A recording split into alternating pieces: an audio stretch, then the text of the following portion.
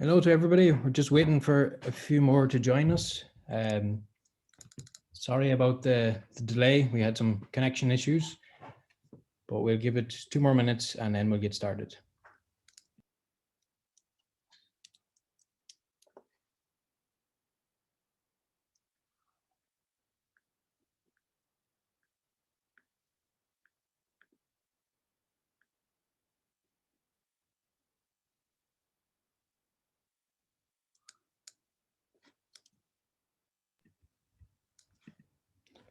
Okay, so we can get started.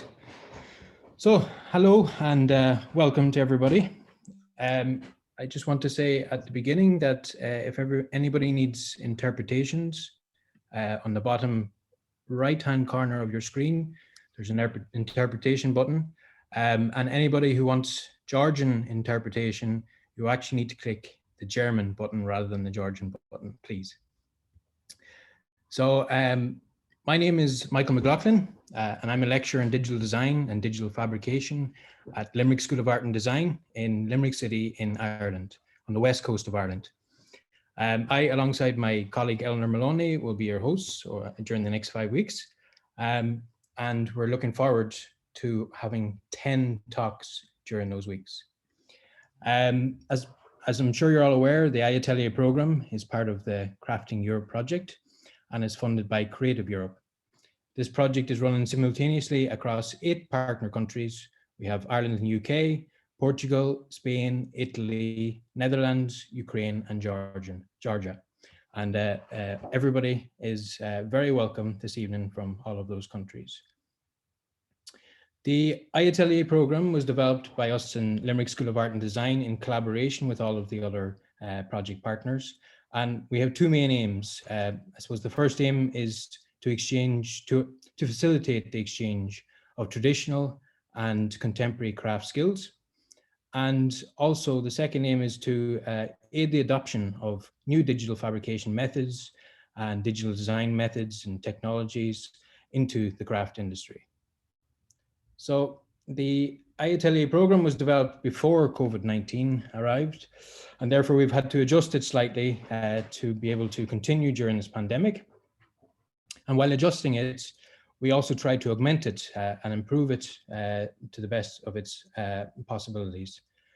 So this series of expert talks is actually one of those improvements. And I am delighted that we have all of the speakers and everybody has signed up to take part in this series.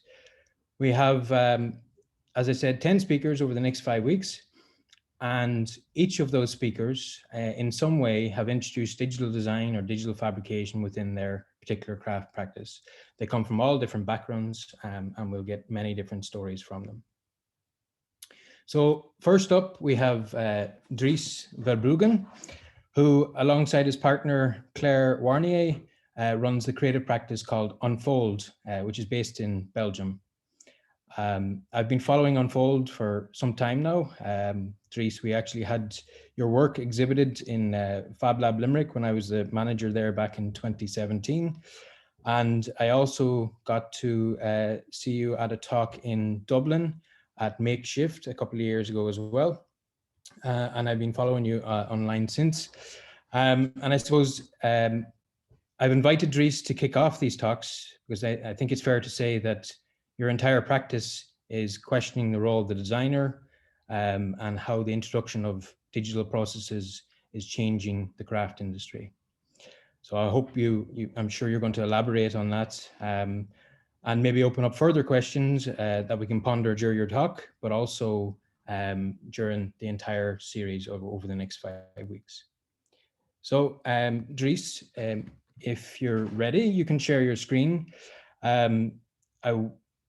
I suppose I should say for all of the participants and everybody listening in, there's a Q&A at the bottom as well, and we encourage you to ask questions throughout the actual talk.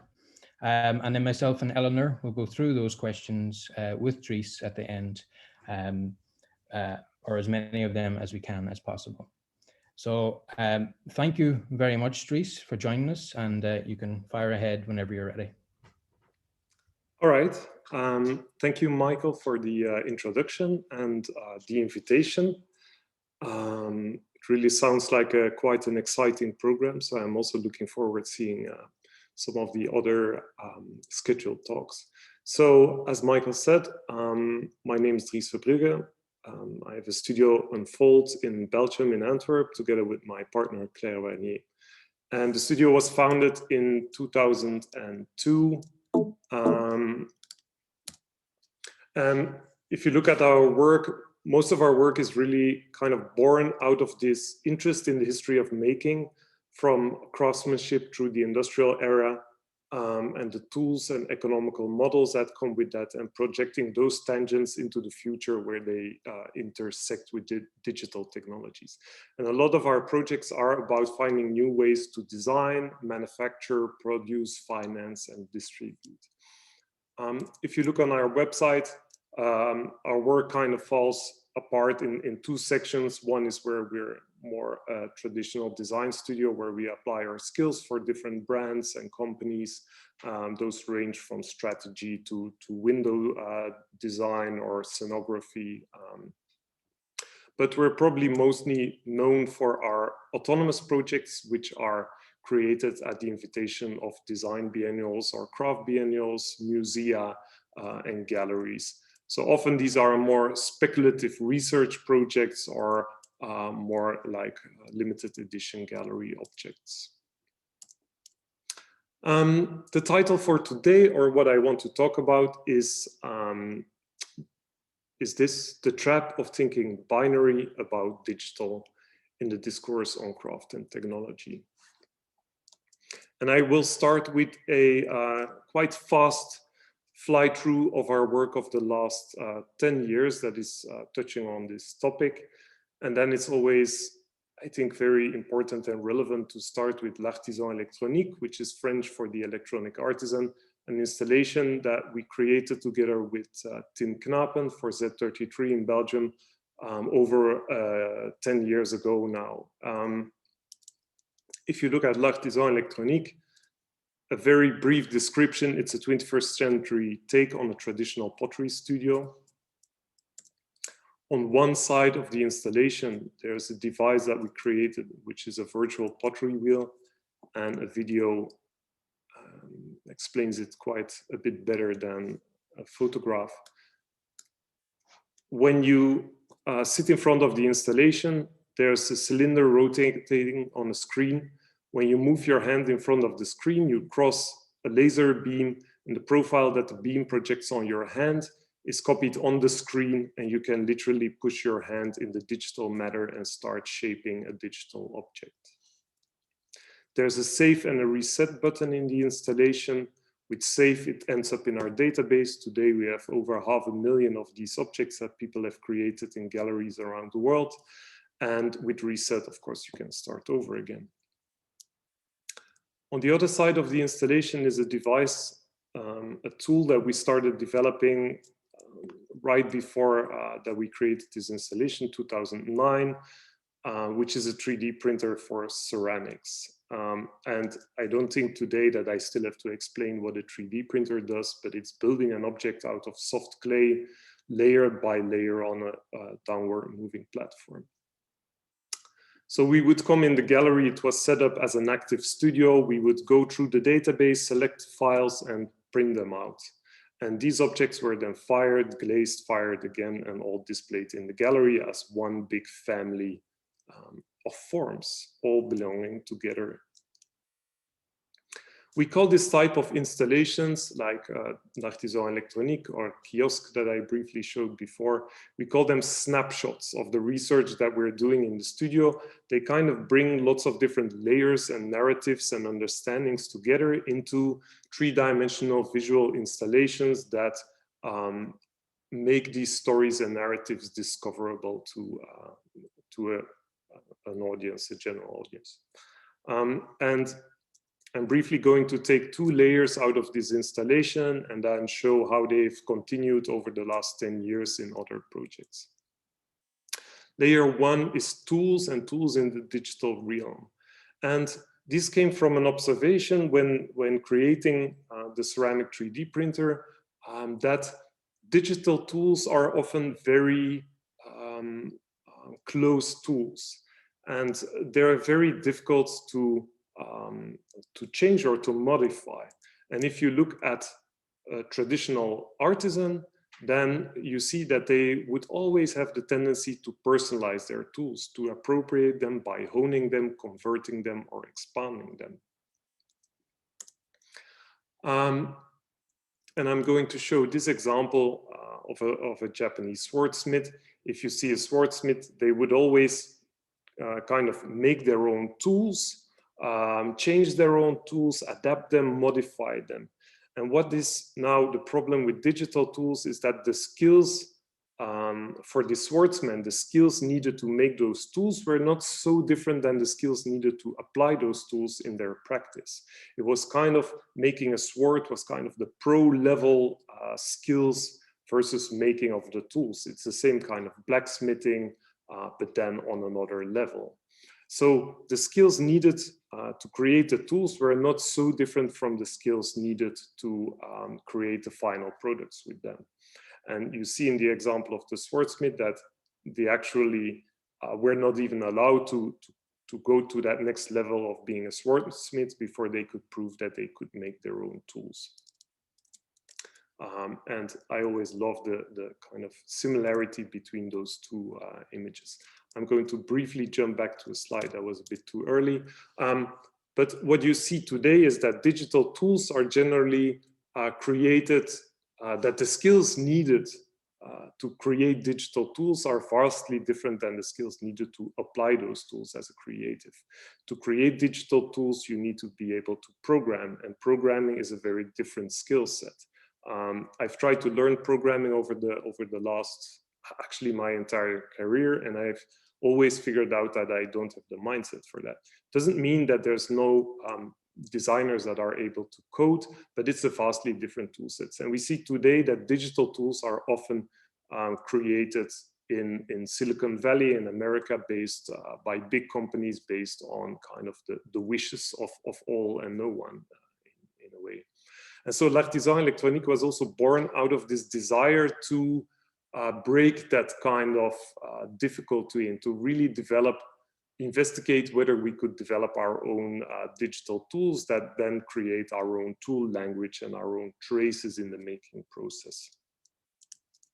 And it really boils down also to this statement that I took from a text by Jan Middendorp on the work of two Dutch typographers called Letterer, that programming is much too important to leave to programmers. So the desire for us as creatives to also be involved in the creation of tools and creating our own tools so that we create our own tool language.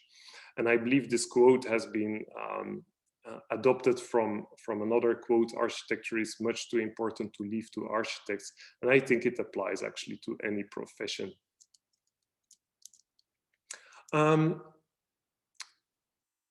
And it's also important to understand that digital tools or computers, they don't operate in an alternative reality. While coding is rooted in our written traditions, the machines, the physical machines themselves, are actually part of our material culture and part of our material intelligence. They are physical things made from aluminum or glass or copper or gold.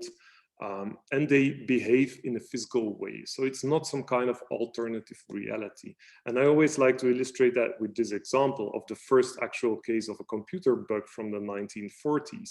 So the word computer bug is actually derived from this little animal, a moth that got stuck in one of the relay switches of one of the first computers that was using these physical switches to calculate, actually in the world after World War II, atomic bomb simulations, and the bug got in there and threw, of course, the whole calculation wrong. And so I always like to use this example to show that there is a physicality in all these machines, and that we should actually engage with them and think like a craftsman and start to hone these machines, start to modify them, which is called today a bit of a hacking ethos. Our interest in tools and processes is something that you'll find in a lot of our projects. For example, in this one of instruments and archetypes from 2014, where we were looking similarly to l'artisan électronique to take the interface of working with the digital, to break it out of the screen and turn it into physical objects again.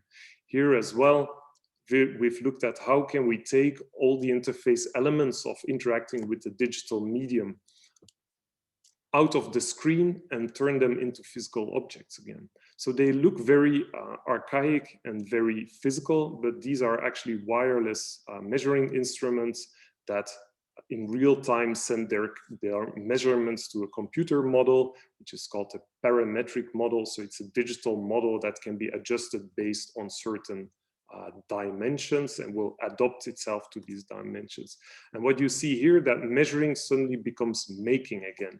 You're turning something that is actually a communication tool where you measure, you communicate the numbers to a computer, you type them in and the computer adjusts the model. You skip this step of this language step and you make measuring into making again. And you can both measure physical things like the diameter of this pencil or the glass vessel, but also some more intuitive things like the distance that your hand needs from the vessel.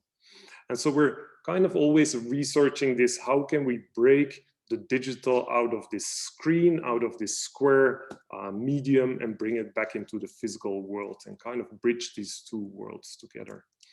Another project more recently where it's more about processes or using processes as tools is Scafaldo from 2016, where we used a digital tool called support generation software, which is something from the 3D printing world. If you want to 3D print something, especially in a technique with a liquid resin, where a laser will harden the liquid resin and make it into solid objects. So they're being printed, being solidified in a liquid bath, and to prevent them from floating away in this bath or certain parts disconnecting from each other, there's a software that creates automatically these support structures. And so in this project in Scafaldo, the support structures in the 3D printing industry are something that is normally thrown away. And in this project, we investigated how we can actually use this beautiful aesthetic and this tool as a way to create finished objects instead of a support tool that is thrown away in the process. And this, I think, also nicely illustrates often our approach to designing objects, where we're more kind of investigating the process and a process that generates objects instead of being the end, having the end control over the object. And I always like to use the analogy of the way we approach design, the analogy of gardening, where in gardening, when you're growing tomatoes, you know that you're planting a tomato seed, you have an idea of what the plant will be, and that it will grow tomatoes, but you never know exactly how big it will be or how many branches or leaves. Will it do well or not? Will it have big tomatoes or small tomatoes? So there's this part of a seed that you plant, but the rest of it is nature and nurture. It's the way that you treat it, that you create the parameters and foster the environments for objects to grow and to become reality. So this also connects back to l'artisan électronique, where we designed the tools, we designed the whole framework, but we didn't design the final objects. Those are made by others. So we're allowing other people into our design process, and it becomes a co-design process where all the objects clearly belong to the same family of forms. They all have our fingerprints and tool marks because we've designed the different tools, but they are not literally all made by our hand. And that's also some kind of openness that we really value in our work, which is the next layer that I want to take out of this project. It is collaboration and community. In 2009, when we started to developing ceramic 3D printing, so we were the first to develop a low-cost studio scale 3D printer for ceramics. We immediately open sourced all the tools, the drawings for it was based on an open source 3D printer, but we opened also all the designs of the tool heads to print with ceramics, but also actively engaged in open knowledge exchange. So the decimation of the knowledge, like how to prepare the clays, how to create files, etc. And we've always also engaged in this actively creating and fostering a community online together with others in the community like Tom Lauerman and Jonathan Keep. We've been quite active in also hosting workshops and writing articles, etc. And so today there is a incredibly large community of people who've taken these machines, adopted them to their own practice, improved them, and created this rich world, this rich kind of diversity within ceramic 3D printing, and even using these tools to print stem cells and biomaterials, or foods and stuff like that. So something that developed in a craft context also finds its way in many different contexts. If you look at this community, it's kind of spread around the globe. This is actually a very old map, but it's kind of going from Brooklyn to rural Australia, South Africa. We're working now in Brazil with people. So there's this kind of small ceramic 3D printing manufacturing pockets or hubs, little factories that are kind of spread across the world. And in 2012, we kind of took this community also as started to become also one of our tools. So for us, this community is in recent years, and I'll show briefly some example, has become one of our essential tools actually in the creation of our projects. It started with stratigraphic manufacturing in 2012, where we thought, what if we take all these little manufacturing hubs and we connect them all together in one big distributed factory. So instead of today's traditional industrial manufacturing, which is centralized in one spot, and then you send all the objects, you ship them across the world with the carbon footprint that belongs to that. We thought, what if we just email the design to all these different people and we ask them to produce our objects locally from local materials, and with kind of taking in the local vernacular, the characteristics of the locality. So we sent this set of files to a handful of people in the 3D printing ceramic community and asked them to recreate this set of objects using preferably a local clay, but also having complete freedom in this choice of clay or glaze or firing temperatures. And we wanted to show that there's actually, with a digital file that is often perceived as something that is endlessly replicable or reproducible, sorry, always exactly the same. We wanted to challenge this idea and show that even with digital production and with 3D printing and digital methods, you can have a huge variety. So this is the set by Jonathan Keep. He's using a British porcelain with a celadon glaze.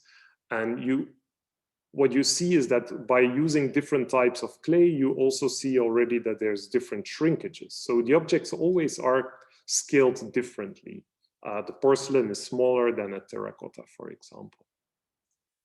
And what you also see here is the hand of the maker, because many of these people, they build their own machines, but also in the way that they maintain the machine, or the meticulousness or nonchalance in preparing the clay or running the files. You see that there's a big difference in output. So Jonathan is more a meticulous maker, also post-processing his objects, while this output, for example, from Mustafa Kanyert in Istanbul is much, in Turkey, is much rougher in the preparation of the clay, not mixing it very thoroughly. So there's different thicknesses within one print cartridge, and he prints the objects and there's like these different textures that start to appear. because of these different thicknesses. He also uses a very thick glaze on the inside that hides the print lines, etc. So there's this huge difference in the output. So with this project, we wanted to really show that with digital manufacturing, you can still have kind of locality and the hand of the maker in there. Another project, very briefly, the transaction project, which was a research project initiated by Charlie Stern, a glassblower, where he approached a few people in the community to start a research project to see if we could redevelop basically an old Roman technique of glass blowing in ceramic objects. And after this research stage, we used this project also to talk about the similarities between online open source communities that we know from software and from hardware to the ancient kind of craft networks where there was always this exchange of knowledge from master to apprentice. A craftsman or craftswoman would often travel around and also kind of spread this material knowledge and these skill set. In the end, we produced a whole range of objects with different glass blowers across the world. And this again kind of shows a little bit how our studio more works, similar to an orchestra conductor than where we kind of set up a framework in which objects are being made or start to come alive. And so in this example, we've been rather hands-off, I would say, in the making. And the last project in the from the layer of collaboration is something we're working on now, Atlas of Lost Finds, in which we're tapping into this community to rematerialize objects that have been, some of the 18 million objects that have been lost in the devastating fire at one of the biggest natural history museums in the world in Rio de Janeiro. Burned down 2 years ago, and 90% of its entire collection was destroyed in the fire. And so we're looking with the network at how can we take some of the 3D scans that were made before the fire and meaningfully rematerialize these lost artifacts. It's a project that's going on now, and we're starting to receive actually many of these contributions where each maker, some come from design, some from craft, some from architecture, some that are more technologists. They're all looking from their different perspectives, angles, and lenses to what it means to bring this object back and what this object also means to them. So that was kind of a quick fly through some of the projects of the last 10 years and how they kind of touch on certain topics that are relevant, I think, in this discussion. Next, I want to spend a bit more time to talk about a Combmaker Still project that we actually launched or presented right before the Corona pandemic swept across the world. We finished it and it was shown in Zagreb before a few weeks later the exhibition was closed. Combmaker Still was or is a project at the invitation of Made In, which is a platform that the goal is to support the local crafts in Zagreb and in a couple of other European regions. And it's a collaboration, and they invited us as designers to collaborate with the local artisan. And initially we were very hesitant to this, and I will talk a bit later about this because we have kind of strong opinions about these collaborations with designers and artisans. But as I mentioned, I'll talk a bit later about that. But we decided that we wanted to work with and about create a project about the story of Antun. This is Antun. He's 82 years old and he's a craftsman working with cow horn. So he's making objects, mostly combs, from cow horn. And he's super proud for the craft that he's still represents, but he's the last one in Croatia, one of the last in Europe, I think. And this year he is retiring. And despite his year-long search, I think more than 10 years, he's been looking for an apprentice, but he's been unable to find anyone who was willing to pick up the craft and to learn it from him. He was willing to share it completely free of charge, donating all his tools to someone who would follow in his footsteps. And we were really intrigued by this story because there's a lot of talk about the revival of craft, the renewed interest in craftsmanship, the renewed interest of the general public in objects that have a story, that are not mass manufactured, that are handmade. But at the same time, there seems to be no interest in the actual work that is involved. So no one seems to be willing to actually do the hard work of making these objects. And so that was for us a very intriguing kind of context that we wanted to explore.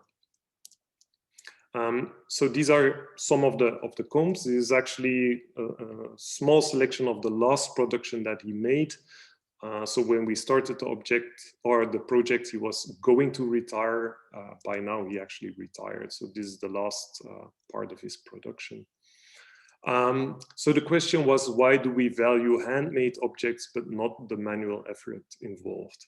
And instead of making an installation or looking at objects, etc., which we were more inclined to do in past projects, here we decided we wanted to make a film. So we teamed up with a former student of mine, actually, Alexandre Humbert, who's trained as a designer, but calls himself more a designer filmmaker. So he uses film as a medium to talk about design. And I'm going to show the entire 10-minute short film for you. I'm going to also, let's see if I can share the link in the chat for those, if the film for some might not be playing smoothly, you can see the film online. There's a password, so the link that I sent is in the chat box is for films, so it's only the main film that is the first one. Sorry, I sent it to one account. Here it is. So there's a password that will be asked. But again, I'm going to show the film here in the Zoom, so there's no need to jump to the Vimeo if everything works fine for you.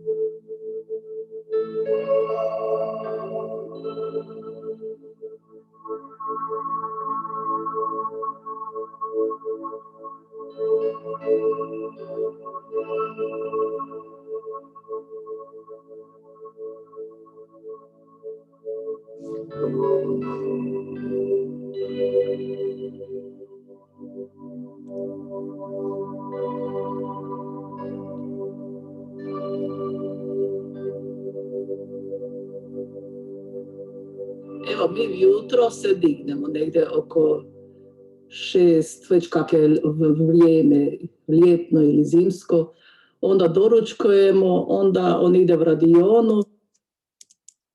One second, because the play bar is showing. So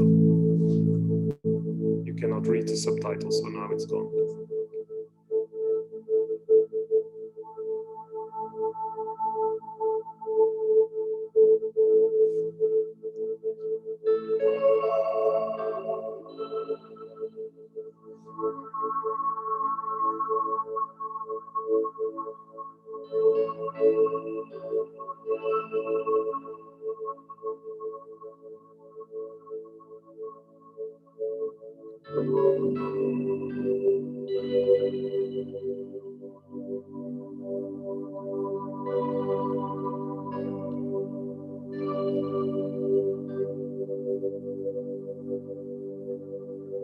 evo, mi jutro se dignemo negdje oko 6, već kak je vrijeme, ljetno ili zimsko, onda doručkujemo, onda on ide v radionu, ja idem na svoj posao, malo vrt, malo v kući, i ako mu treba nešto pomoći, mu pomognem, i onda poslije već gablec je negdje oko pola 11, onda idemo malo si odmorit, i onda ona opet poslije gablica ide na svoj posao, ja na svoj, onda poslije pa je ručak, poslije ručka isto odmor, pa onda nekad ide on raditi svoj posao, nekad ne, već prema potrebi u radioni.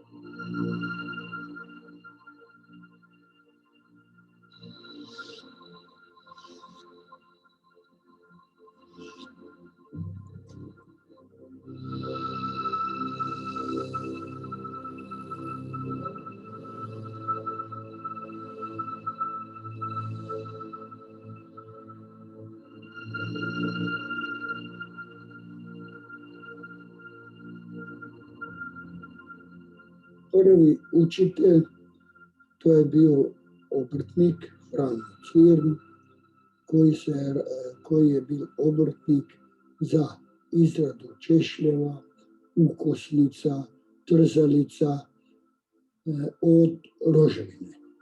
I taj zanat sam učio kod njega, izučio i onda nakon 4 godine rada položio majstorski ispit i onda sam još radio kod njega 8 godina i onda se otvorila u Zagrebu tvornica plastičnih masa, odnosno polietilena, i u ono vrijeme smo išli mladi gdje je malo lakše. To je bila jedna moderna automatizirana tvornica u proizvodnji polietilena. I u ono vrijeme, obzirom da sam ja bio sa visokom kvalifikacijom, majstorskim ispitom, ja sam dobio 2 puta veću plaću nego sam imao u tom obrtništvu.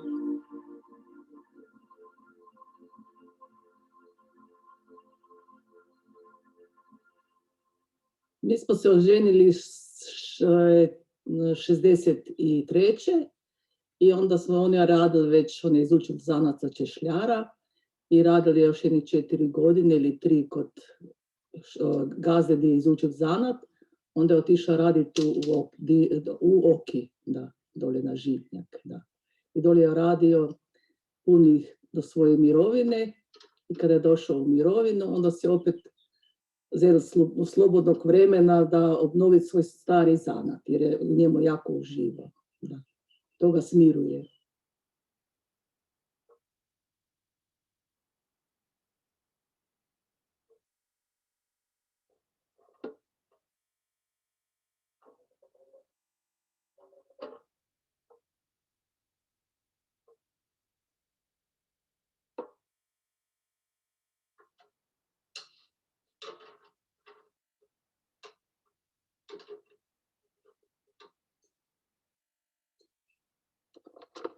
Idem radionu i imam uvijek plan što ću raditi taj dan. Češljeve, jer ima, na primjer, kod češljeva 14 faza obrade.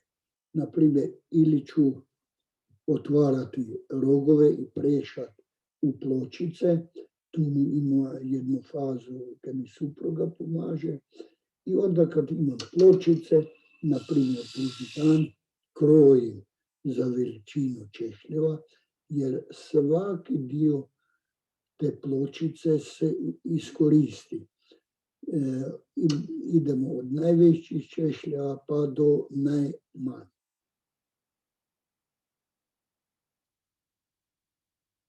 I, na primjer, prvi dan prešam pločice,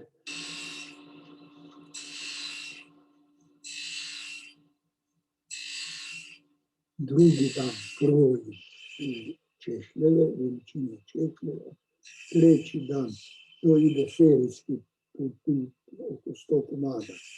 I onda treći dan, na primjer, brusim, formiram gdje će doći zubi na češlju. Četvrti dan, na primjer, režem zubce na svih 100 češljeva. Onda kad izrežem zubce, imam grubo brušenje, formiranje češlja, onda iza toga imam fino brušenje, na brusni papir tvrdoće do 800 finoće. Peti dan je, na primjer, popravak zuba, oštrenje zubca. I šesti dan, na primjer, poliranje, to je završna faza.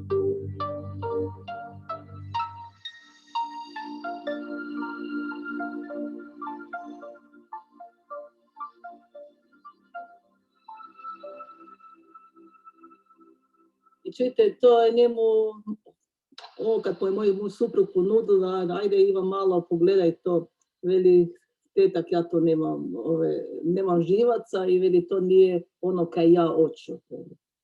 I to je tako. Tako da mladi to ne bi prihvatili i ne želi prihvatiti. Pa čujte, to je prirodni tok i bilo bi inače lijepo da to neko obnovi. Mislim da neko to prihvati, da se to obnovi taj zanat, ali jednostavno mladi imaju svoj način života. Drugčije nek smo mi imali. Zato je to jako, jako teško prihvatiti mladima za taj proizvod.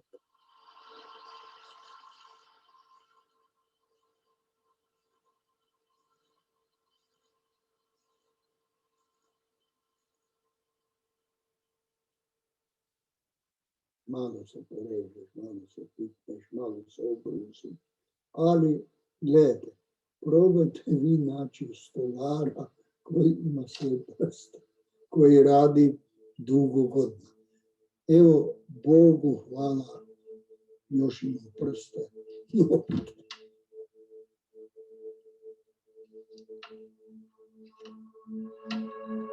Jer kad on radi, onda jednostavno neće mu smetati. Jednostavno nisam inzistirala. A da jesam, bi sad bila naučila, mislim.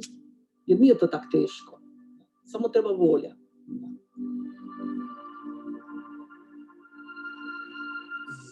Ja, od kad sam došao u Zagreb, to je već 66. godina, uvijek sam jako puno radio.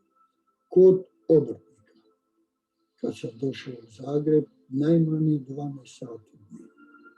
Pa je dogovor sa ženom da bi ove godine to prestali raditi, jer treba znati kad se stane na loptu.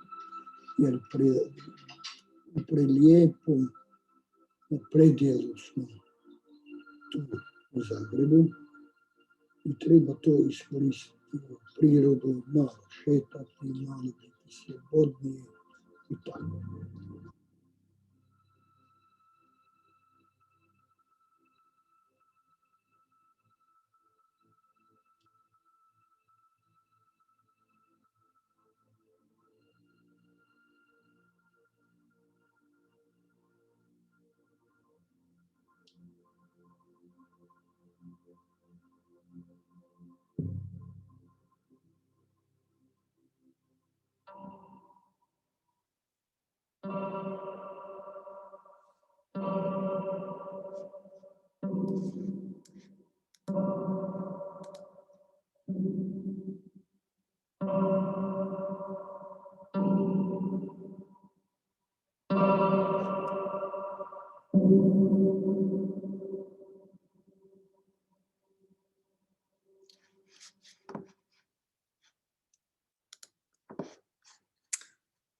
Okay, I noticed that I only sent the link to the panelists, so in case someone could not see the film, you can feel free to rewatch it later.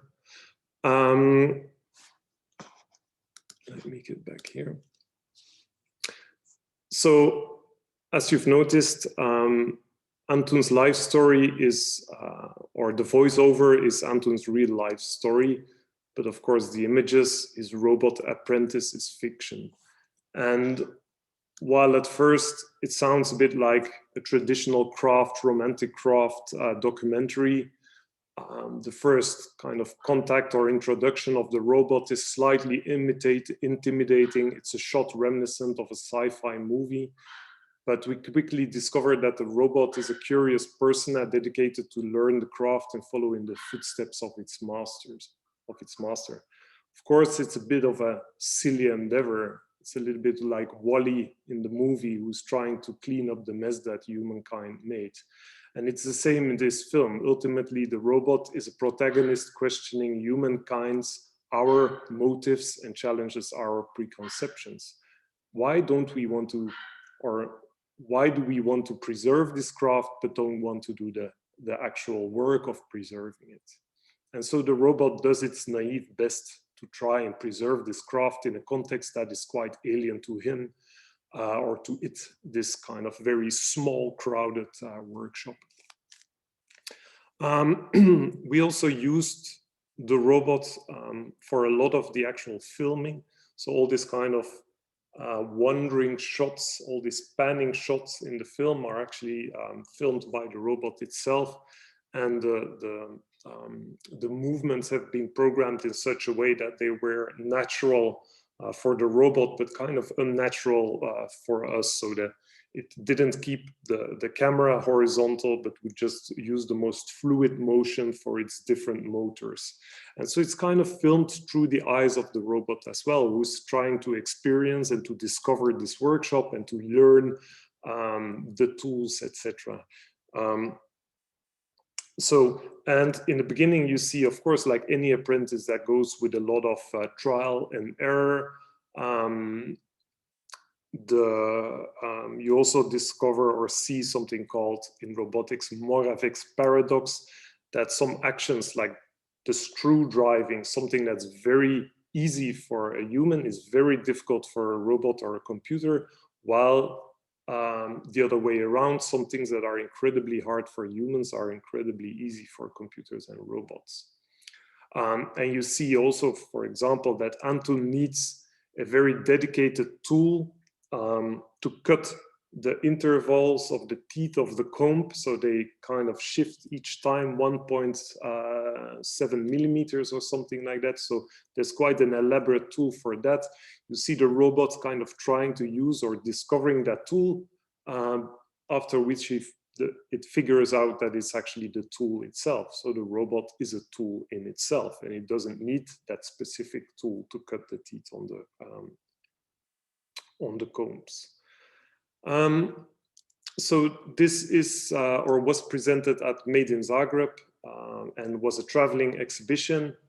I believe it's currently on show in Austria. Whether it's opened or not, I'm not sure at this point. And it was also shown in Belgium. We present it always in a shed, in a small workshop that is a replica or an abstracted replica of Anton's shed. So it's quite a small space, intimate space, where we project the film, and you can view it with a maximum of 4 people to get also a sense of his tiny backyard workshop.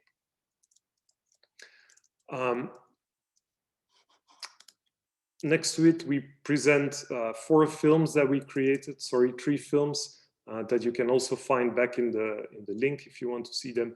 They talk about the different, or they contextualize the different topics that we want to touch on with this film, about robotics, about craftsmanship, and about the preservation of heritage. And for each film, we interviewed 4 different specialists. Anne Dooms and Bram van der Borgt, both are professor at the University in Brussels, one on mathematics and specialized in the way computers see the world and see art as well. And Bram van der Borgt is specialized in robotics that have embodied intelligence. So where the intelligence is not centralized in the brain of the robot, but also in the senses of the robot, something that really resonates with us as makers, I guess. And then at the bottom in the UK, there's Garrett Neal, who I'm very happy will be one of the next speakers as well, and the always marvelous craft historian, Tanya Harrod. And so they give, from their different specialisms and perspectives, they kind of comment on everything happening in the film. And so I want to end with this part that really focuses on the trap of thinking binary about digital. And what did I mean with this title, especially in the discourse of craft and technology? We've been showing projects like l'Artisan électronique and the Combmaker still in musea and biennials around the world for the last 10 years. And we're often invited to present this work in very large craft biennials from UK to often Asia and US. And there you see that there's kind of of course, we're invited to kind of create a bit of provocation. While that is never the intention in our work, sometimes curators, of course, invite us to kind of provoke a bit of discussion. And there's always this small kind of minority within this context who is like strongly opposing machines, and especially digitally programmed machines in craftsmanship. And then you get these comments like, you don't want to make your hands dirty. And I can promise our aprons are very dirty when we print. Or you just press Ctrl P as if it's a flick of a switch that you can start printing. Or if it's not touched by the hand, it lacks soul. And a lot of this kind of opposing feedback, what's interesting about it is that it's very black and white, and it's very 0 and 1. It's actually very binary thinking. It's either this or that. And I always found it quite humorous that in essence, thinking in zeros and ones is actually hardcore digital. So anyone who is actually opposing digital technologies is thinking very digital. And so I want to touch on 3 topics and kind of dive a little bit into them, where I want to really kind of stretch open that thinking and show that there is actually a whole gradient of things. And that's what we always want to show with our work. Between this kind of binary constructs and so-called perceived opposites, there's actually a very rich world in between that is where the fun and the interesting stuff is happening. So trap number 1 is the hand versus the machine. And this connects a bit back to that statement that I had in one of the previous slides, which these were actual comments from people in exhibitions or talks. Was a ceramist, I believe, who learned this mantra from her mentor, who always said, if it's not touched by the hand, it lacks soul. So there's this kind of preconception that any craft object needs to be touched by the hand. And of course, I knew this was wrong, but it took me a few years to really be able to counter that argument and to really pinpoint what's wrong with it. And it was when we started doing the transaction project, which was using glass blowing. And if you look at the glass blower, they never ever touch their hot glass. So they are never in contact between the hand and the hot glass. There's always a tool in between. And if you've seen glass blowing, you'll see that that can either be a wet newspaper, so there's still some kind of a direct touch or direct sense, even though it's muted between the hand and the glass. But more often it will be something like prongs and clippers and scissors that they use to push and pull the glass to kind of interact with it. But more importantly, there's this person, in this case, Charlie, on the left, who is the assistant. And for me, that was a very interesting kind of realization that there's not only these hand-operated tools, but there's also always in glass blowing, you'll see people working with assistants. And you can treat that assistant very patriarchic in a way, say exactly what they need to do, kind of have a strong sense of control in there. But you can also let the assistant have their own kind of creative input, or have some kind of mutual understanding and freedom in the way that you work, that you're kind of becoming almost one, even though you're not physically touching. And that is by exercise, by experience. And for me, that was a very strong analogy of how we actually treat computers and treat code and treat machines. Even also with machines, you can be very kind of straightforward and controlling, and you want the machine to do exactly follow your code or follow your tool path, but you can also have this kind of more symbiotic and more kind of mutual partnership with machines and with digital tools, where you're actually letting the machine also have bring in its own kind of material culture and embodied intelligence, which is, we often see embodied intelligence or material intelligence in clay, but the same is true with machines. But it's a much more recent kind of tradition with machines versus with clay. So that's something that was for me a very important realization, that there's always tools, and the distance between the tool and the hands can be quite long or can be quite short. And this also, it was kind of a recent discovery, weirdly enough for me. David Pye, this little text is Anything Done by Hand from 1968. This is from Tanya Harriot's craft anthology, A Secret History of Craft. If you don't know this one, please take a screenshot. But I found it so kind of inspiring and resonating with me. Because in it, I want to read it entirely, but there's no time for that. But it starts with, let us consider some possible definitions of handicraft, or handwork, or work done by hand. Done by hand, as distinct from work done by what? By tools?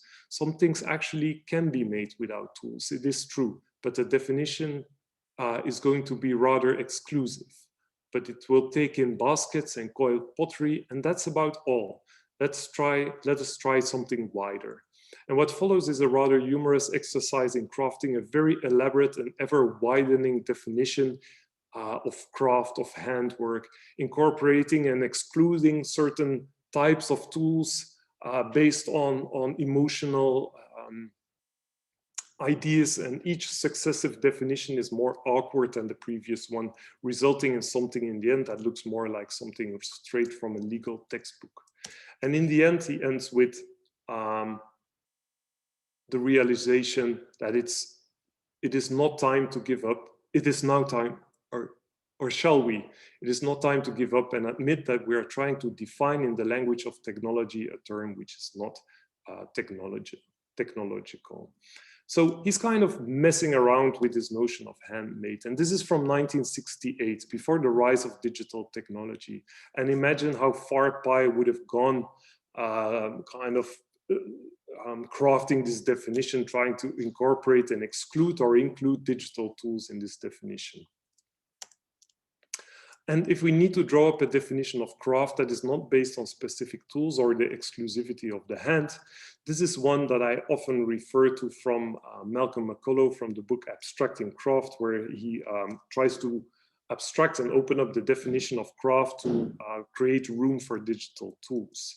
And it is that the work of craft is neither the design nor the individual artifact, it is the tradition of production, the presence of many objects identical in their idea, but interchangeable in their use and unique in their execution.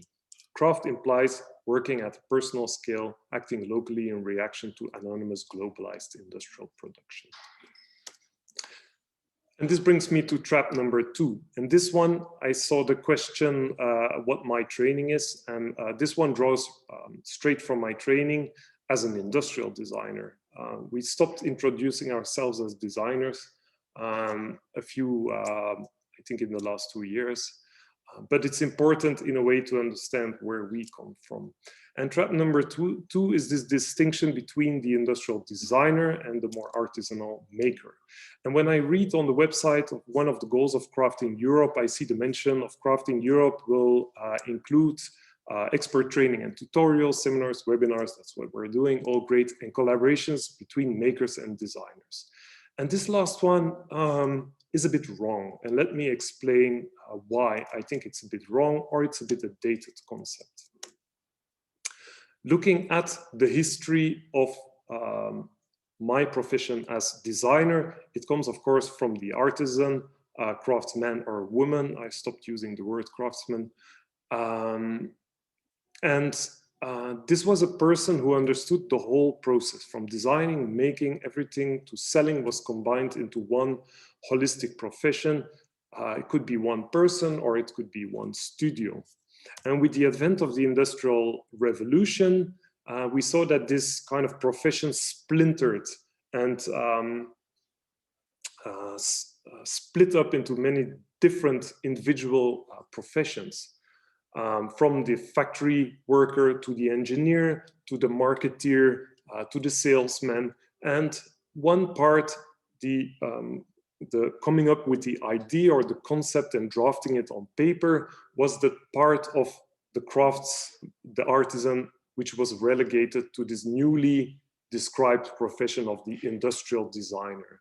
So he or she was only responsible for the design, the drawing on paper.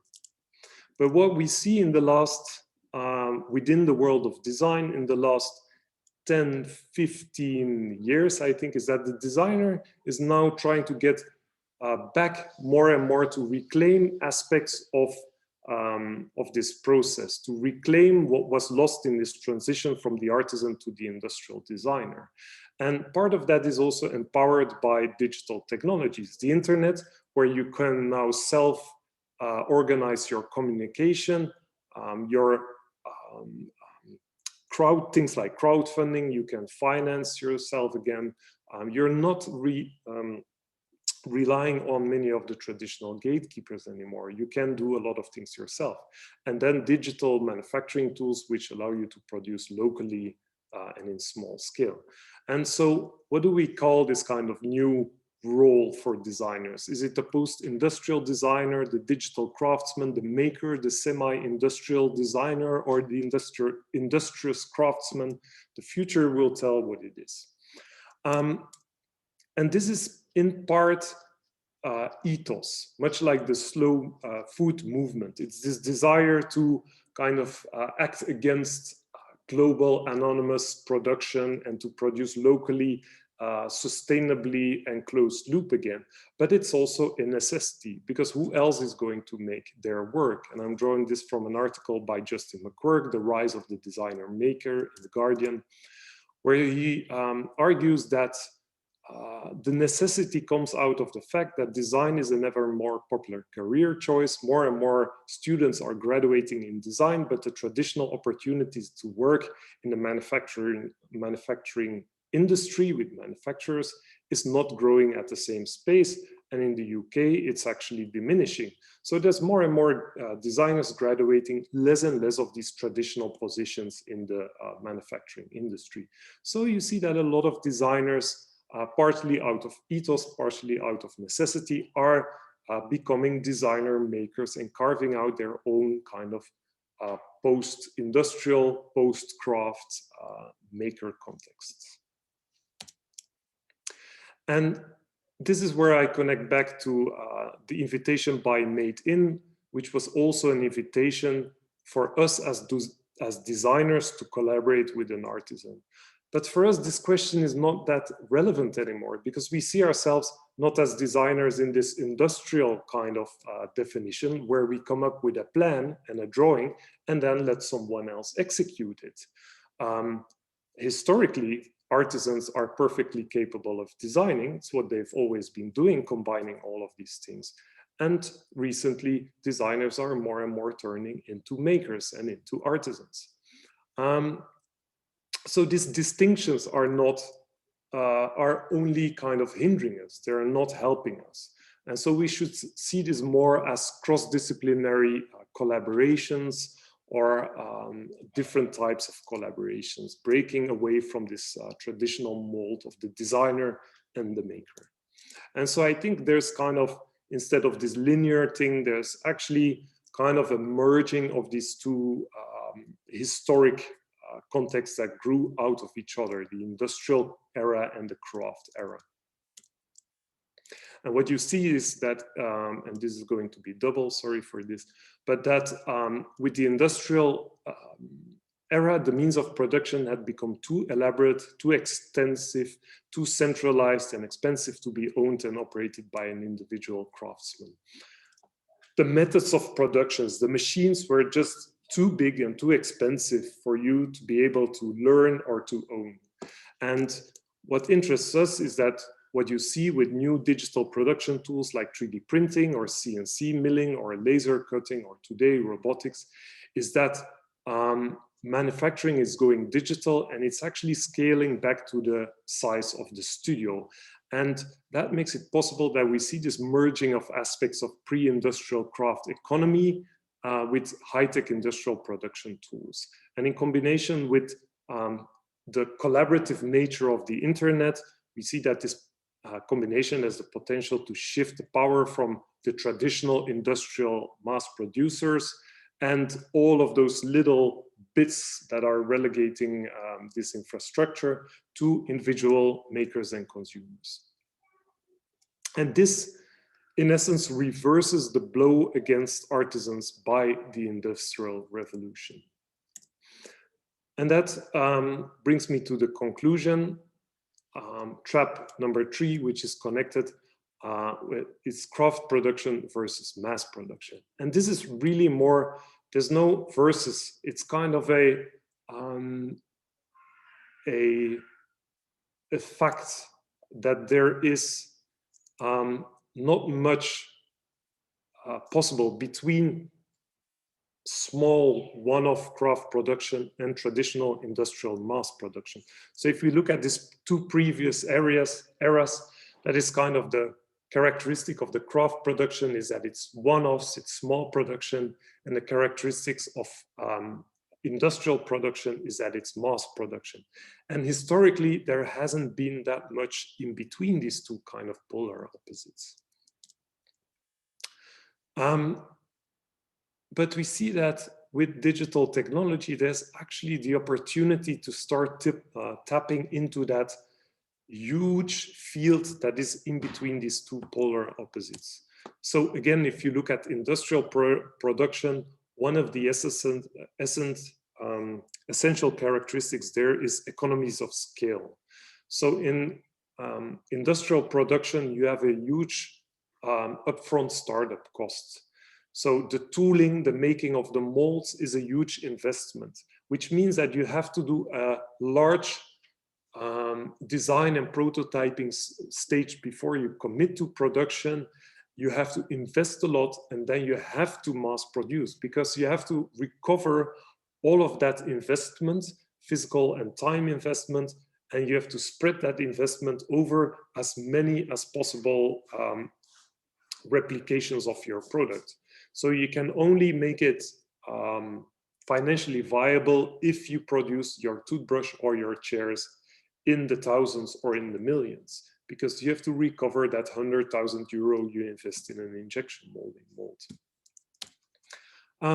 Of course, that kind of huge scale also means, I think the biggest distinction between industry and craft is actually the division of labor. The fact that this very elaborate manufacturing process had to be split in all these different steps for which you actually didn't need that many skills. But what we see today with digital manufacturing and with this new breed of designers, makers who are kind of starting to regain the possibility or to reclaim the tools of production. This is just one example, Dirk van der Kooi, who started by using decommissioned robot arms from car manufacturers and started to print out chairs from recycled plastic. And what you see here is something interesting, that there are no molds. The mold is digital. So he doesn't need, apart from the robot arm, which he bought very cheap because it was decommissioned, because the industry always wants to move faster and faster and faster. So he got this second-hand robot arm and started producing chairs. And this process is really reminiscent of a craft process where, because there is no mold and there's no need to mass produce, he can produce his objects, and every product is a prototype. Just like an artisan makes an object and learns from making that object and will transfer that learning to the next object that he makes or she makes. Dirk is using his robot arm in a similar way. He's printing a chair, and each time he's observing how the machine behaves, he's intervening, he's tweaking the code. And so he's in the next chair that he prints, it's kind of an iterative process of learning, observing, tweaking, adjusting the production. And so each chair is actually slowly improving and slowly moving. And he can do that also based on the feedback from the user, whether it's maybe better to have a bit different inclination of the backrest, etc. So production suddenly becomes again something iterative and something more akin to a craft production. So these are all kind of super interesting opportunities to produce much more local, much more in connection to the actual users, and to continuously improve and change your production process based on that feedback, and to actually have a big diversity of products printed on demand based on local demand. So there's no need to fill huge warehouses with a product hoping that it will work in the market. And you see this robot arm 10 years ago was a very expensive machine. But today, just like with 3D printers and laser cutters, you see that there's a new generations of robot arms like this one that we used that are quite affordable. Prices are dropping rapidly.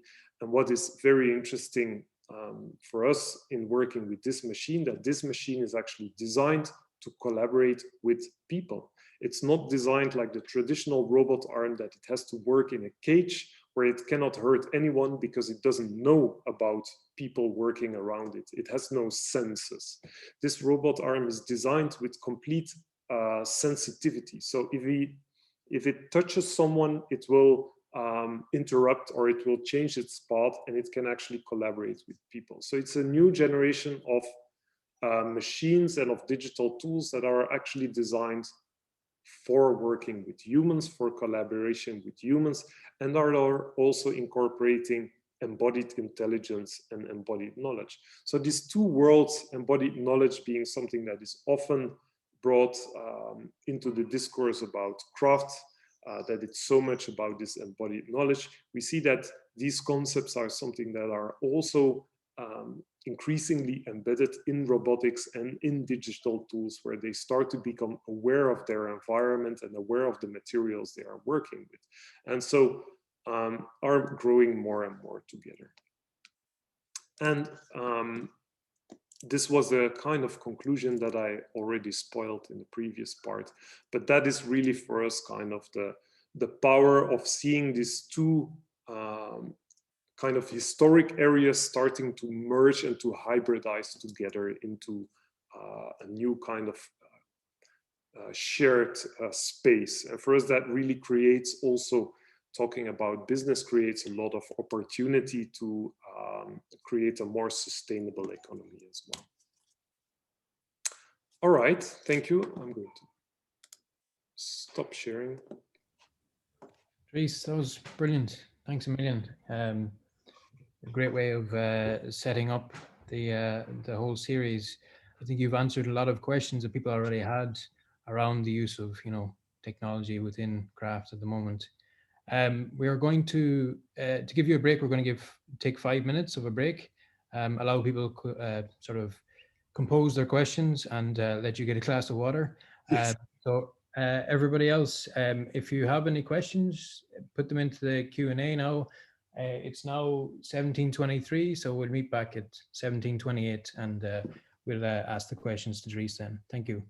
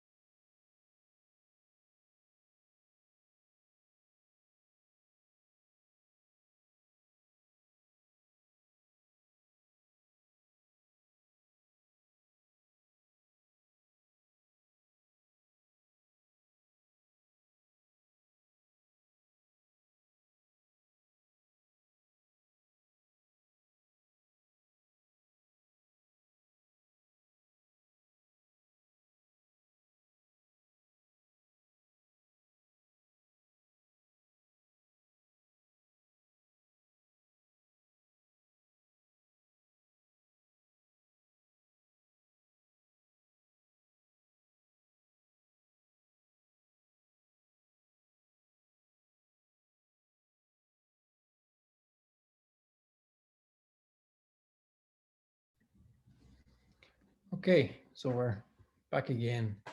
We're joined now by my colleague Eleanor from Limerick School of Art and Design as well. I suppose just want to make a comment first, Dries.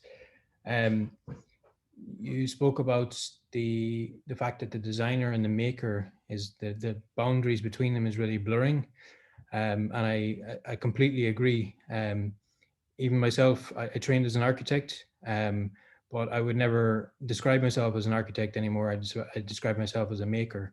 And one of the reasons I don't work in architecture is because I didn't like the idea of designing something, handing it to somebody else and them having the control over making it. I like designing and making. And I think a lot more people, because as you mentioned, the tools are now available for people to do this. So a lot more people are becoming makers and designers in one. And we can speculate on what that will be called in the future. But if we can start with the Q&A. So Jerry Murray had a question to begin with. Is there a reluctance for traditional craft makers to fully engage with technology? For example, they only want to use it as a slave to old formats rather than creating new forms. So I suppose if I interpret that a little bit, I think Jerry is suggesting that a lot of people are using, taking a CNC router and cutting out the same thing that they would have made by hand, rather than using the CNC router for what it can do differently, or the same with a 3D printer or laser cutter. They're just replacing a hand tool with the digital tool, rather than looking at what those tools can do in addition to that. So I don't know if you want to say anything. Yeah, I think that's a good one, and maybe it takes a bit of a change of mindset. Like I've been teaching digital manufacturing to artists who have zero experience with it. I was teaching in the US, people from metal smithing and ceramics background or drawing. And one of the things that I start with is trying to learn them to abstract the tools, and the laser cutter is a really good example. That it's called a laser cutter, so your kind of preconception is that it's a machine that cuts with a laser, so it's an alternative to other cutting methods. But what I do as a first exercise with my students is to abstract the machine, to stop calling it a laser cutter and look at what it actually does. And then it is a computer-controlled heat source. And if you abstract it like that, it's a heat source that you can direct. It's very precise, and you can position it with a computer with code and stuff like that. And if you say that to a ceramist, then suddenly it's something like, it's not a cutter, it's a heat source. And for any ceramist in the audience, your basic ingredients or your basic materials are clay and heat, or clay-like materials and glazes, and heat. Heat is your other super important tool or material. And so if you consider the laser cutter as a computer-controlled heat source, which is a tool that you know a lot about, how to deal with heat, how to play with heat, then suddenly you open this kind of completely new reference frame. And so I had one student from South Korea who was a bit older, and she was really trained very in the Korean tradition of ceramics. And after this first exercise, she didn't return the next week, and I thought I lost her. And the week after, she came back, and she had done, I think, 100 tests with putting tiles without glaze, with glaze, fired, unfired. She was putting them all in the laser cutter and kind of treating the glaze and the raw clay or the fired clay with the laser at different intensities, etc., and creating this amazing kind of patterns and glaze effects in them. And so I think that's kind of like you do with any tool, you probe it, you test it, you take it into your hand, and you start to see what does it do. And there are this kind of tools that seem to be very specific, and others that seem to be more general purpose. A hammer you can also use as a crowbar or something like that. But it's important with digital tools to not get blinded by kind of the marketing or what it says on the box, but to really treat them with almost this childlike curiosity and to abstract them. So of course, it can be daunting and you need to learn a few things, but a laser cutter is actually a quite friendly machine in the sense that you don't, you can use quite basic drawing programs to control them. So I think that's my answer to that question. Yeah, and I suppose to treat these tools like you would any other tools, and that they can be hacked and adjusted and changed to do new things. You don't have to just leave it in its perfectly clean box, Yeah. and you know, just it can do more than one job if you Yeah. allow it to. Yeah, exactly.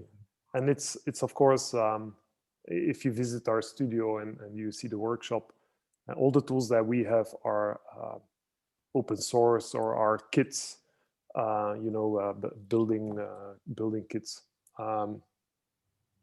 They're a bit more affordable.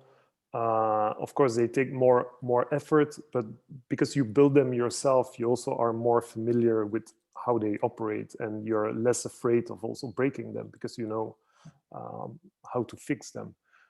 But there's also, like, today there's so many like affordable kits of 3D printers, of laser cutters, some safety caveats here, but that you can really should be less afraid of breaking them. And I always say, like, yeah, break them and learn how to fix them. That might lead into the next question, which I hope I've translated properly to Google Translate, so apologies if it's not correct. What is the cost of a 3D printer for ceramics and the software for it? So that cost really depends on your technical abilities, I think. But there are plans that you can build yourself using parts that you can buy on the internet and some plywood and a jigsaw. And that costs about, I think, 300 euros. What we've been doing also for workshops is buying small 3D printers from China for also around 300 euros, and then just converting them. Just they print plastic and you just convert the print head. That of course involves a bit of or a fair amount of DIY, you know, yourself tinkering with them, and so I would almost say allow yourself then at least a few months to just build this machine and play with it. But over the last 5 years, there's also a couple of companies that have grown largely out of our community as well, in the Netherlands, in Italy, in the US, that produce machines specifically for the ceramic and for the ceramic markets, so for potters and ceramists and designers. But they range more into the, let's say they are more around 3,000, 4,000, 5,000 euro. But then you have a super capable machine that you can really run production with. So that's, I think, a bit the range. Yeah, and in some ways, if people haven't used 3D printers before, ceramic 3D printers are much simpler than plastic 3D printers, even though it sounds like a much more complex process. Yeah. Because it's taking the clay, the normal clay that you'd use by hand, and laying it down, and you don't have to heat it while it's there. It goes through the kiln as normal.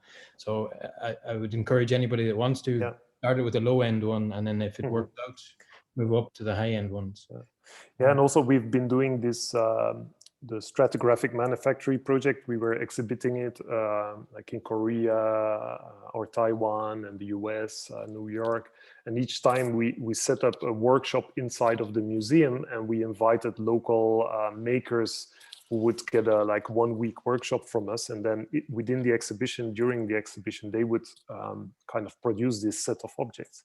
And the museum always was like, they wanted to find technical people, like, you know, who are from the 3D printing world. And I always said, no, get me ceramists, because the most difficult part is the ceramics, the clay, the firing, all of that. Not the 3D printing is actually, compared to that, I would say fairly simple. And you are right that you can actually get away with very cheap off-the-shelf 3D printers, because in plastics you want to print always finer and finer and preciser to get rid of the print lines and to get a high resolution. But actually in ceramics, 99% of the community is actually embracing this the print lines and is printing rather thick. So it's like a broken sample. Don't know if you see it, but this starts with quite fine layers, 0.5 millimeter, but at the top the layers are 5 millimeter. So which is much quicker and much rougher than traditional plastic printing. So the precision of the machine is also then less of an issue. You know, if there's clay all over my machines, I would never print a plastic part with it anymore because the precision is not there. But for ceramics, and it's also the embracing of these tool marks and also letting it kind of do what it does, you know, also giving a bit of the freedom to the material and the materiality of it. So these are, for example, 2 different colors of clay in one cartridge. And it can be reworked afterwards. Unlike many plastics, harder to be reworked. The ceramics, once it goes green, you can rework it in whatever way you want. Yeah, yeah. It's also a bit, as opposed to plastic printing, it's also not a complete finished process. It's actually not ceramic 3D printing, it's clay 3D printing. There's not a ceramic object that comes out, it's a clay object. So after that comes all the next steps that we all know from ceramics, low firing, glazing, etc. And Jonathan Keep, who was really, I briefly showed him in the talk, but he's the first who saw our work online and started to use it in his own practice, literally weeks after we published it, and who has really taken it to another level. And he always refers to it as the 4th way of forming ceramics. There's hand building, and coiling is also hand building. There's slip casting and there's wheel throwing, and then this, for him, he always refers to it as the 4th way. And I also tend to try to get a bit away of the idea of it as being 3D printing, because it's such a generic term. I like to call it like computer coiling or computer controlled coiling or something like that, because it really connects back to the process of coiling, but then at a much more detailed level. And you're also kind of restricted to the limits of what you can do with coiling, in that you also cannot make something very top heavy or unbalanced, because it's soft clay, it will fall over in a way. But people have been so creative in kind of like putting bits of clay under it during the printing or with hair dryers and stuff like that. So it's actually a very hands-on process, and there's only one machine that I have, and with specific designs that I leave the machine unattended. But if we do production of cups, for example, we've done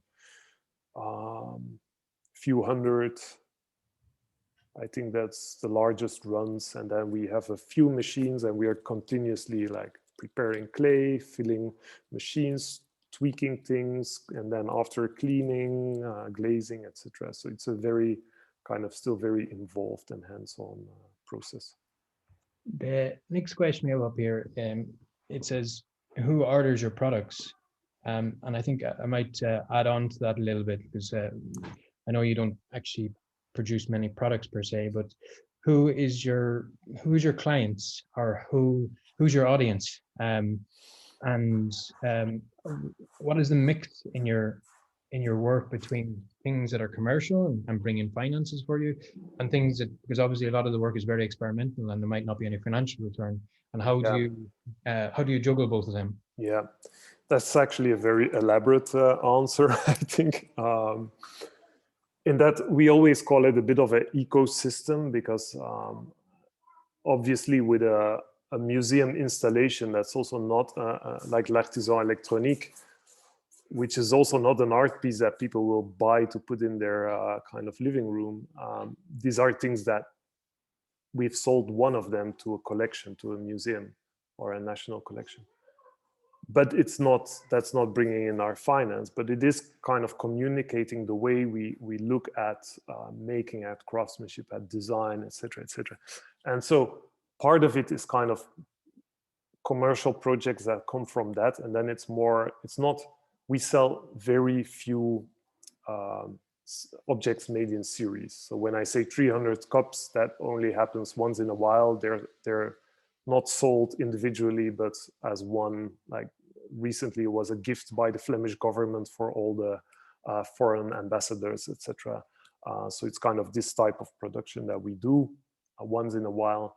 But then it's like companies like Hermes that I showed in one of the first slides, where we do window design. We do a bit of more strategic work for different brands, how to deal with technology and innovation and digital production, how to kind of introduce this type of tools with a huge respect for craftsmanship. We do a bit of writing for, whoops, my shade goes down. I quickly put it up. We don't have sun that often, but so we published a book on 3D printing in the creative industry. So it's quite wide, but it's also not always been that easy with this type of work, and I can be really honest with that. But in recent years, or quite recently, we also been busy starting a foundation next to Unfold as the studio, which is more facilitating these projects like the Atlas of Lost Finds in Brazil, which is really big and is more into heritage conservation. And so those are, so we're setting up this kind of non-profit that is helping us financing also these type of projects, because we were hitting a bit of a, traditionally, I would say we were using our commercial projects to finance our autonomous projects. And in part, the autonomous projects had a bit of, only in the last 5 years have we actually been selling editions and things like that. It was never on our mind to actually make objects. You know, in an installation like L'Artisan Électronique, the object is like an actor on the stage, but it's about the whole stage. It's about all the props. It's about all the actors selling. The individual object never seemed to make sense to us. But of course, over the years, you build a body of work and a discourse, and people start to collect those pieces that represent kind of that larger discourse. But selling larger item productions and one-offs is, I think, maybe 10, 15, 20% of our max income. And we've been doing a bit of teaching as well, various institutes around the world, but that's especially in the last 10 years, I think not more than one day. We like engaging with students, exchanging ideas, but it shouldn't overtake kind of the studio's work. Dries, the next question is from Diego. I hope I'm doing it justice, to be honest with you. I find the phrase programming is too important to be left to programmers quite disturbing, to be honest. This phrase paraphrases Miguel de Unamuno's, sorry, I murdered that expression, where he stated that complacency was a common trait of Spanish culture towards technology and development, meaning let them create. We could extrapolate this to technology or even craft or process. Then where is the evolution, curiosity, and growth that craft has been linked to? New processes require new tools, and new tools can be considered technology. My question is, where do you see the paradox, and what made you adapt your practice?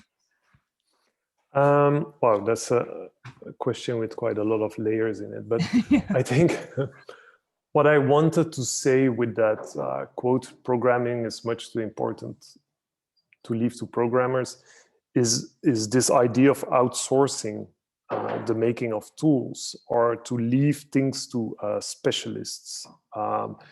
And I think that applies to many things. Specialists are good in what they're specialized at, but they're not so good in looking at the bigger picture. And so, of course, you need specialists if you want to really dive deep.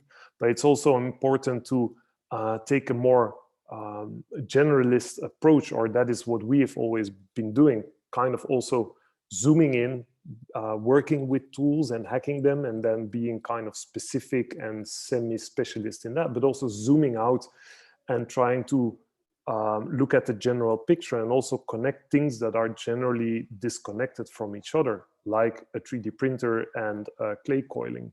And a specialist, like before I started doing that development, I talked to specialists, both, like ceramists always said, it will not work because you print lines, and in between the lines there's pockets of air, and every ceramist knows air explodes.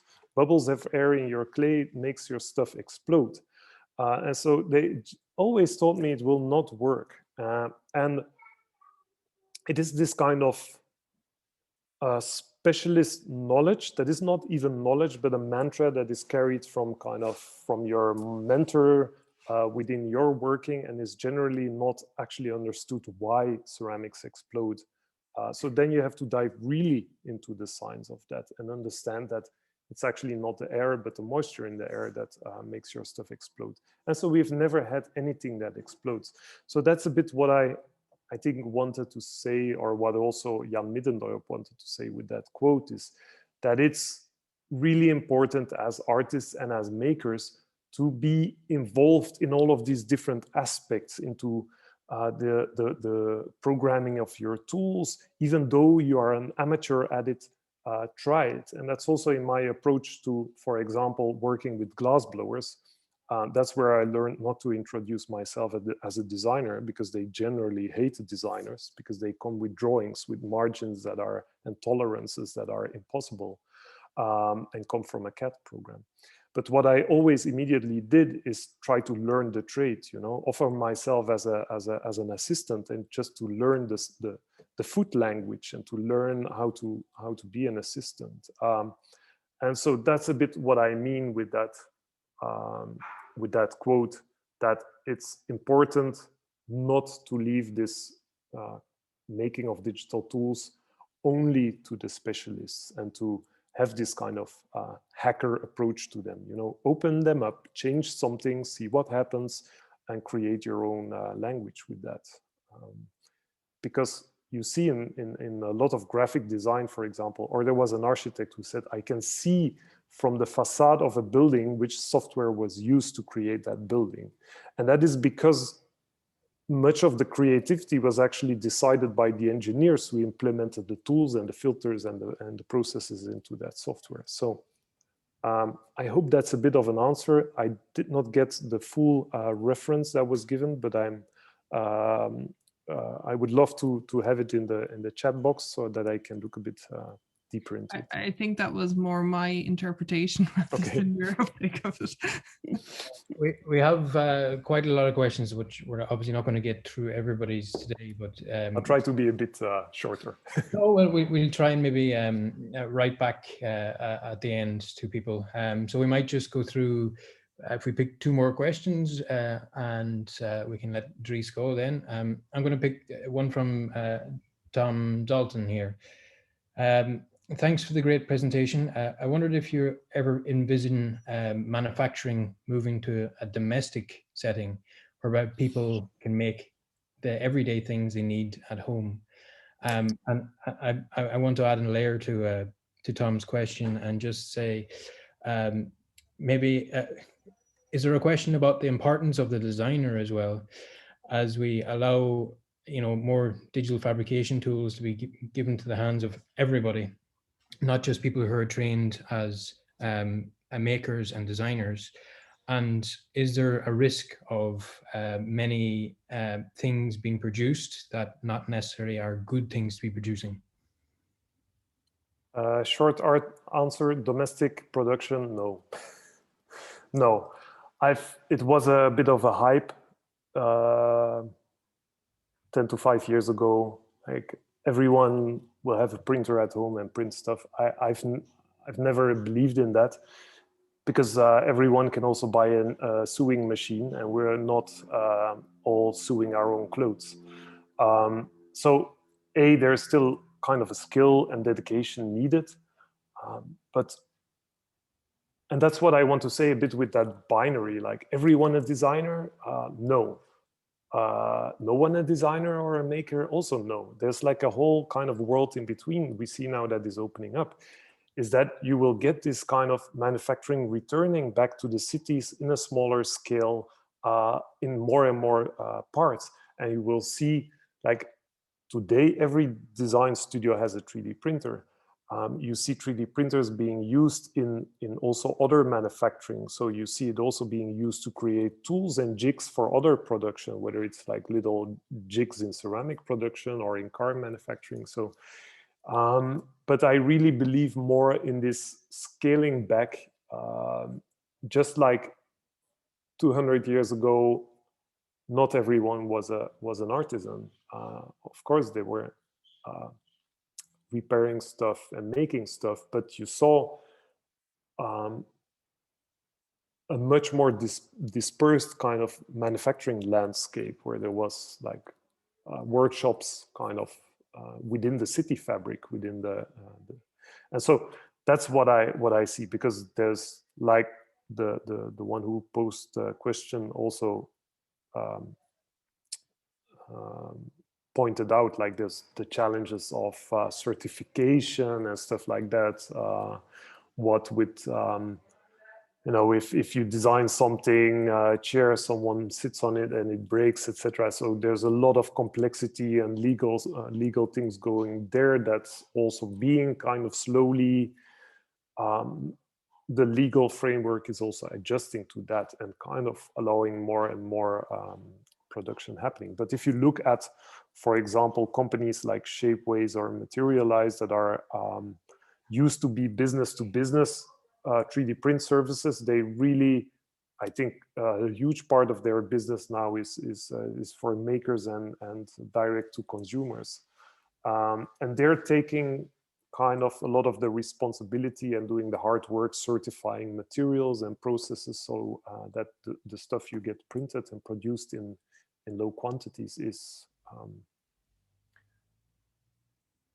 a bit free of those troubles. But so at home, no, just like we don't have sewing machines all, but like I said, more and more people will actually become producers again. More and more of these profiles, like you said of yourself, architects, designers are all kind of embracing this being makers and being, in a way, reconnecting back to their artisanal grandparents. I suppose we're seeing companies move back to a more domestic scale, but not everybody is going to have these tools in their house. There may be some people that have domestic businesses in their sheds or at home, because they can now create things in a more customized manner and a smaller manner, and have the sort of complex tools at their house. Yeah, and there's also, I gave a talk months ago at the height of the first corona wave about an initiative that we also undertook here in Antwerp, when there was a complete lack of personal protection in the hospitals and doctors. We started with because Antwerp is big in fashion, there's quite a big fashion school and still small fashion industry here. So we started to rapidly collaborate with a lot of fashion designers, pattern designers, and small manufacturers of textiles, of cutting, sewing, and also the high-end fashion labels, brought them all together, and we produced over 100,000 pieces of gowns and masks and stuff like that. And then you see something that is kind of theoretical, maybe slowly moving towards local and more resilient manufacturing. Suddenly you saw this very acute case of centralized manufacturing failing. Like most of the latex gloves are produced by one company in Malaysia, and they were closed due to COVID. And so you see that there's also an urgency to kind of move to this more resilient, small scale, but interconnected. And I think that's the big difference between the past, is that today we can all be kind of engaged in worldwide networks that are exchanging knowledge, and we don't have to reinvent the wheel all the time. Like the amount of people that I've heard, I think Garrett Neal actually posted on Instagram today, like how we fixed this cordless drill with a YouTube video. You know, we can learn so much from each other, and that's, I think, the richness. It's kind of the combination between this localizing manufacturing again, but then connecting it in a global knowledge exchange network, in a way, what we're doing today, I guess. If people are interested in the idea of looking at businesses or companies that are moving back to places they would have been previously, the term that's been used now is reshoring. So offshoring was when companies moved away to Eastern Europe or Asia because of cheaper labor, but there's now a lot of evidence out there that reshoring is now happening, where these companies are now moving back to the countries they originated within. Mm-hmm. And sometimes it's not economically viable, like if you look only at the product. But what we see today is that it's so economically viable to actually keep the skills and the knowledge, and that you can do with actually a small manufacturing, because you retain that knowledge and the skills and impart the machines, and that makes that you, in case of kind of urgencies, you can also much more rapidly scale it up again. But if everything is gone, if everything is lost, no one knows how to do it. And it's funny because it's the same as the US. They want to go back to the moon, but all the people who know how to get to the moon from the 70s, they all retired. So they have to actually completely reassemble that body of knowledge. And that's the same with manufacturing. So it's important to also realize the economic value of knowledge and of skills. Well, we just go through one more question and then we'll let you go. Dries, do you want to, or Eleanor, do you want to ask a final question? I like this question from Abby Adams. Anton and his wife spoke about determination and learning, commitment to humble work. How do you think that same connection to material and process can translate to digital technologies?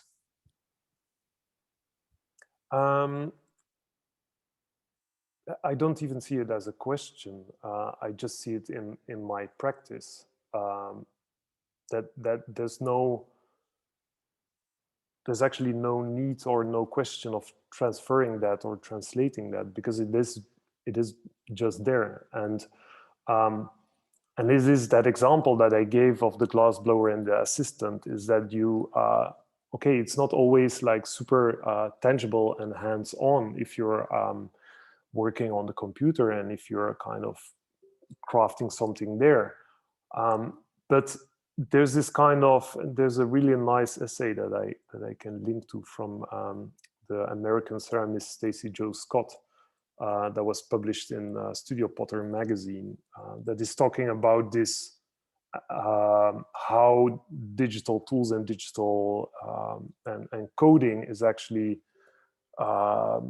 also really connected to material knowledge, and is not kind of what I tried in essence also to show in this talk, that it's not something that is on polar opposites and that you need to make an effort to transfer. So for me, it's a bit hard to now pinpoint it, or to answer it in a clear way if I have not already done it in the talk. But it is, maybe it's more but I even don't see that much difference there. And maybe it's a bit more of an iterative back and forth kind of process, where you, I never kind of recreate kind of our own little digital software tools and stuff to print. And then it's always kind of going back and forth, or having the computer next to it, where you kind of observe what the machine and the clay is doing, and you go back to your code and you start tweaking a bit there, and so it is very kind of hands-on process, and you also have to have a lot of knowledge of the material. So that kind of, that it's any different than what a potter does on a wheel where you have direct contact is for me kind of proven by the fact that this glass blower does the same without contacting the material. And having some part of direct manipulation, which we try to do with machines as well.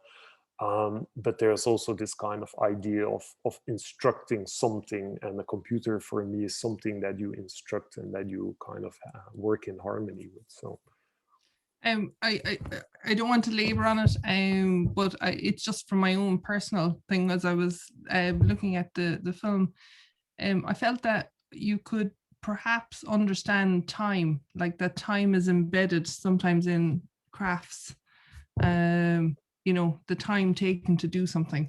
And I was just wondering, could you speak to that?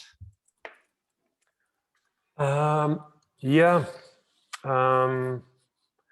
In this book that we made, Printing Things, we actually wrote a chapter about that, that disconnection with 3D printing, that you can make really elaborately detailed objects algorithmically, which are traditionally associated with time.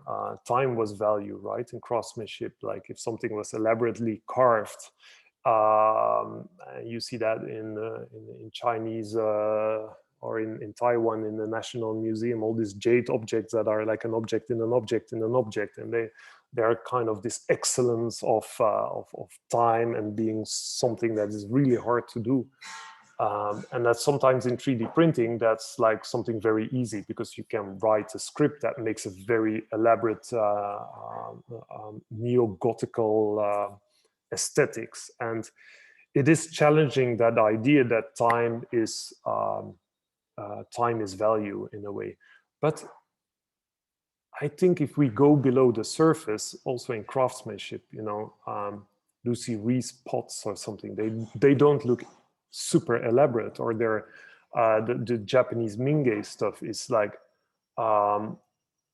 very, almost feels like very fast in a way, but it's about dedication and precision, I guess. So time is also not maybe the best way to judge something. It's a tradition, or it's one of the ways that is typically looked at value, but it's not. If you look at really good crafts, I don't think it translates to a per object sense. The other thing, the kind of what's often said, it requires 10,000 hours to learn a craft, to master a craft. Well, that's exactly the same with any of these other tools. Like if you really want to master a laser cutter and understand this kind of the signs of the way it modulates power, the way that you understand the signs of glazes and the effect of the pulsation, and I'm just saying stuff, but that also requires the same kind of dedication to time and really wanting to understand what's happening at your hands and in front of your eyes. So I think that's a great way to finish up. It doesn't matter what tools that you want to use to create something. You need to really get to know that particular tool to be able to make something or develop it. So I know that I'm sorry, everybody. We began late and now we've run a good bit over time. So I want to let you go, Dries. It would be great. We have a few more questions, Dries, and it would be great if you could answer them offline so we can send back the answers to the participants. Yeah, sure. And, I want to thank everybody for sending in the questions. And we will see everybody on Thursday again, where we have our next expert talk. So thank you. And thank you, Dries. It's been brilliant. Okay. Thanks, everyone. It's a pity that I can't see you all or interact with you, but hopefully we'll have an opportunity in the future. All right. Have a nice evening. Thank you.